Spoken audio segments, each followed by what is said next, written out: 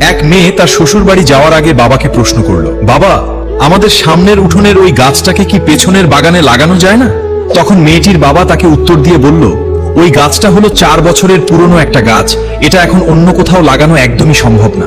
এখন যদি এই গাছটাকে অন্য কোনো জায়গায় নিয়ে লাগানো হয়, তবে সেটা নতুন মাটিতে নিজেকে মানিয়ে নিতে পারবে না এবং গাছটা মরে যাবে। নিজের বাবার মুখে এই কথা শোনার পর মেয়েটা তখন হাউমাউ করে কাঁদতে কাঁদতে বাবাকে বলতে লাগলো, আচ্ছা বাবা, একটা কথা বলো তো, 4 বছরের একটা পুরনো গাছ যদি অন্য জায়গায় নিজেকে মানিয়ে নিতে না পারে, নতুন মাটিতে নিজেকে একদমই বাঁচিয়ে রাখতে না পারে, তাহলে আমি তো তোমার এই ঘরে 20 বছরের পুরনো একটা মেয়ে। আমি তো কোনো সামান্য একটা গাছ নই বাবা, আমি তো তোমারই মেয়ে।